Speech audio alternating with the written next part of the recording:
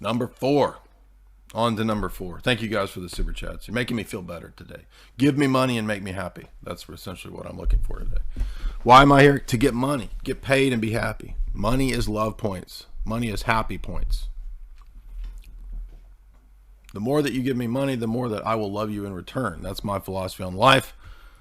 That's how it works with Jamie. Jamie has to pay me for her love. She wants me to love her more. She has to work harder.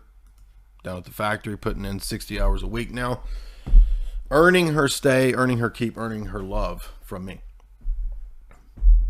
She's working down at the carburetor factory. I make her work overtime too. I mean, dude, these keto bites, keto desserts are not going to pay for themselves. How else do you think? So it's you guys and Jamie working overtime at the carburetor plant that's going to pay for these keto bites. How else am I going to have this physique, bro? Have this beautiful complexion if you guys together with Jamie working overtime at the carburetor plant don't give me that extra money I need? Come on now. Straighten up. Number 4, dialectics. Dialectics. Now, this one confuses everybody because dialectics means different things. Right? Doesn't always mean the same thing. Depends on the context. Sometimes dialectics is referring to dialogue. Elenctic method. Socrates and his interlocutors having a discussion back and forth. Okay, there's nothing wrong with that. There's no problem with having a dialogue back and forth, to having a counterpoint exchange.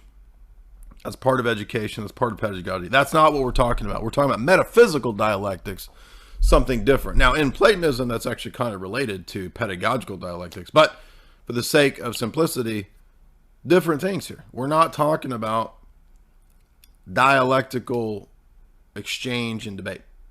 We're not talking about the dialectics of Funko Pop, right? How would Zizek would have a blast with Funko Pops, right? The Funko Pop is a manifestation of the late stages of the fall of capitalism into the Funko Apocalypse. That's what Zizek would say about Funko Pops. He would agree with my Funko Apocalypse analysis for sure. The Funko Pop is an agent of chaos. Right. It's an archetype of chaos. Dialectics is the notion that fundamental reality is in tension due to the distinctions that exist. Night, day, man, woman, black, white. I'm talking about black, not races. I'm talking about colors, okay? One, many. Stasis, change. Distinctions are fundamentally in opposition. So dialectics of opposition is what we're talking about. And as with number 1 or number 2, that there are no metaphysics or that all reality is one, so also dialectics often plays into that, because dialectics, not Dianetics, not L. Ron Hubbard's crazy space opera, dialectics, dog. Dialectics says that reality is fundamentally in opposition. And so a lot of, for example, Far Eastern religions are premised on dialectics, as is the case with ancient Hellenic philosophy. Most of the Greeks tended towards the same kind of oppositional philosophy. The one is fighting against the many. They're just, boom, they're always fighting it out. Punch and Judy, dog. Punch and Judy, fighting it out. God's unity is in distinction and contrast with the multiplicity of the world, right? They're in opposition. God is the opposite of the world, many of the Greeks said. Islam has the same idea. Time is in opposition to change. Excuse me, to eternity. Flux is in opposition to change. I mean, stasis is in opposition to flux or change. So, but is that the case? I mean, on what basis, right? Everybody. So one thing you learn about philosophy is that the conversation in the history of philosophy, and it's all one big conversation, is basically people just critiquing the people before them and saying, wait a minute, you didn't put the question mark down far enough.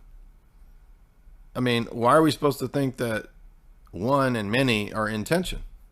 Well, we all know that one is higher than many. Why? Says who? Maybe many is higher than one. And these are basic philosophical assumptions in Aristotle and Plato and in many ancient religions that just simply never went, they went unquestioned. They were not put under scrutiny. They were metaphysical assumptions.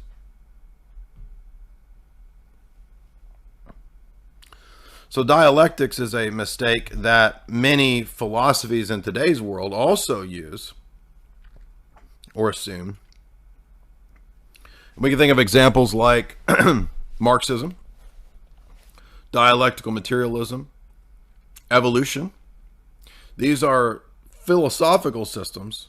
Yes, I'm sorry, materialist atheists, if you didn't know, Darwinism and evolution are actually philosophy worldviews. They're not science-based worldviews.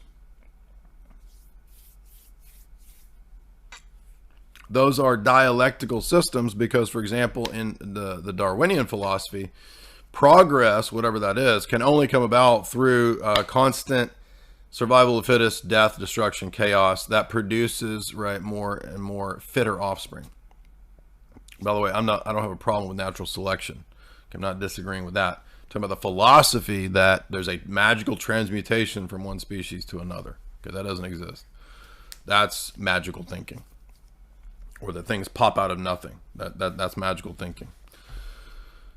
So, dialectics undergirds the Frankfurt School. Dialectics undergirds Marxism. Dialectics undergirds Hegelianism, German idealism.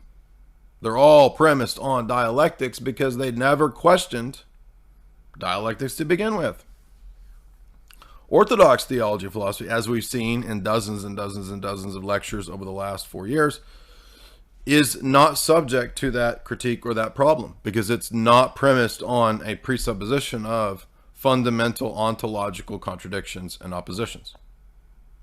And the doctrine of the Trinity, the metaphysics of the Trinity in the Orthodox view, is precisely described and believed and revealed to avoid those things. Those are problems that plague pagan systems and even the monotheistic so-called systems. What are my thoughts on Hellenism? Bro, I've done hundreds of talks critiquing Hellenism. Hundreds, literally probably hundreds. Come on now. Remember, guys, there's a gigantic back archive. On the first page of my YouTube channel, there's a metaphysics lecture series. Avail yourselves of that.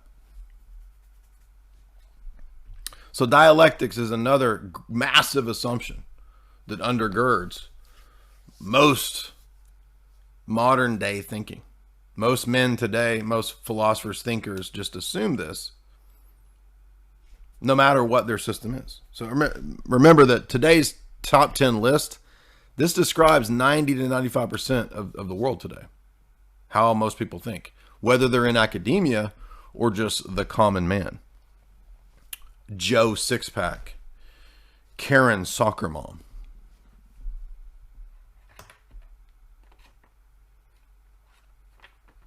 If you were to take a poll of Karen Soccer Mom in your given city, literally 95% of them would repeat to you verbatim, today's metaphysics is premised on the ancient Hellenic dialectics of opposition and contradistinction by which there can be no reconciliation without some sort of Hegelian synthesis. That's literally what every soccer mom will tell you if you ask them. Did you know that?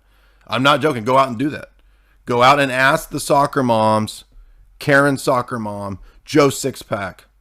I know because I make. So when Jamie works overtime down at the carburetor plant to pay for my keto desserts, I get to go pick her up and I survey the plant workers. And literally every one of them will discourse on the problem of metaphysical dialectics, especially given ancient Hellenic simplicity doctrines. Now, you probably thought you were smarter than the soccer moms and that you could dispute them and debate them. I'll tell you one person I'm not stepping into a debate with. That's a soccer mom. I'll tell you that right now. So dialectics. All right, if you would, thank you guys so much. We're having a lot of fun here today, and we're not gonna fire the fun. We're gonna allow the fun to remain, because I love you guys enough. I'm gonna grant you fun today. I hereby bequeath upon you fun, and in overflowing measure.